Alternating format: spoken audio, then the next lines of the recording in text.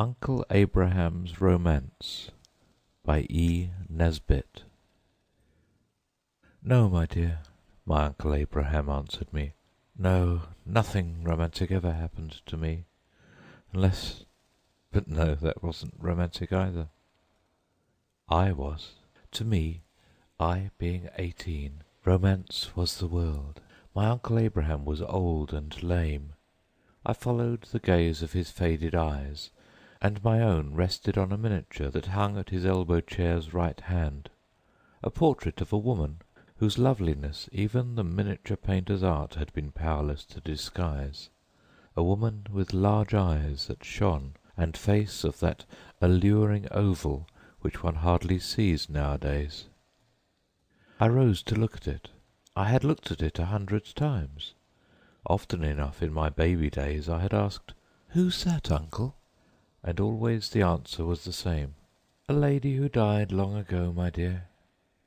As I looked again at the picture, I asked, "Was she like this?" "Who?" Your romance." Uncle Abraham looked hard at me. "Yes," he said at last, "very, very like." I sat down on the floor by him. "Won't you tell me about her?" "There's nothing to tell," he said. "I think it was fancy mostly, and folly, but it's the realest thing in my life, my dear." A long pause. I kept silent. You should always give people time, especially old people.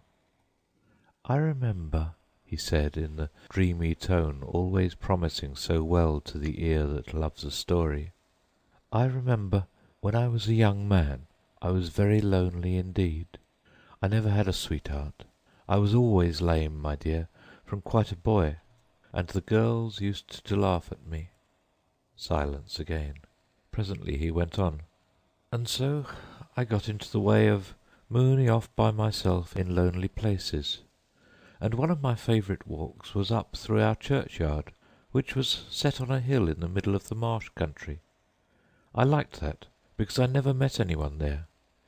It's all over years ago. I was a silly lad, but I couldn't bear of a summer evening to hear a rustle and a whisper from the other side of the hedge, or maybe a kiss as I went by. Well, I used to go and sit all by myself in the churchyard, which was always sweet with the thyme, and quite light on account of its being so high, long after the marshes were dark. I used to watch the bats flitting about in the red light, and wonder why God didn't make everyone's legs straight and strong, and wicked follies like that. But by the time the light was gone, I had always worked it off, so to speak, and could go home quietly and say my prayers without bitterness. Well, one hot night in August, when I had watched the sunset fade and the crescent moon grow golden, I was just stepping over the low stone wall of the churchyard when I heard a rustle behind me. I turned around, expecting it to be a rabbit or a bird. It was a woman. He looked at the portrait. So did I. "Yes," he said, "that was her very face. I was a bit scared and said something, I don't know what.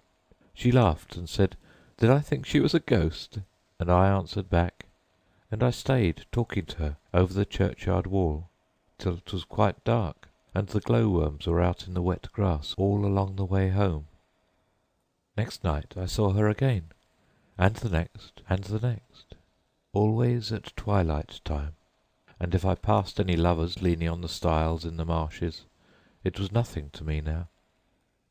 Again my uncle paused.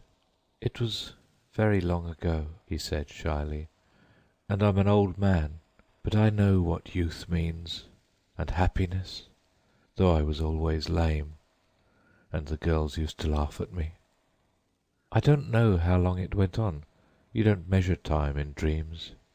But at last your grandfather said I looked as if I had one foot in the grave, and he would be sending me to stay with our kin in Bath, and to take the waters.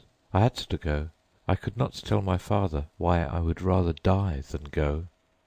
"What was her name, uncle?" I asked. "She never would tell me her name, and why should she? I had names enough in my heart to call her by. Marriage? My dear, even then I knew marriage was not for me. But I met her, night after night, always in our churchyard where the yew trees were, and the old crooked gravestones so thick in the grass. It was there we always met and always parted. The last time was the night before I went away. She was very sad and dearer than life itself, and she said, "If you come back before the new moon, I shall meet you here just as usual. But if the new moon shines on this grave, and you are not here, you will never see me again any more." She laid her hand on the tomb against which we had been leaning. It was an old, lichened, weather-worn stone, and its inscription was just "Susanna Kingsnorth, Ob. 1723." "I shall be here," I said. "I mean it," she said, very seriously and slowly. "It is no fancy. You will be here when the new moon shines?" I promised, and after a while we parted. I had been with my kinsfolk in Bath for nearly a month. I was to go home on the next day, when, turning over a case in the parlour, I came upon that miniature. I could not speak for a minute. At last I said, with dry tongue and heart beating to the tune of heaven and hell, "Who is this?" "That?" said my aunt. "Oh, she was betrothed to one of our family years ago, but she died before the wedding. They say she was a bit of a witch. A handsome one, wasn't she?" I looked again at the face, the lips, the eyes of my dear lovely love, whom I was to meet to-morrow night when the new moon shone on that tomb in our churchyard.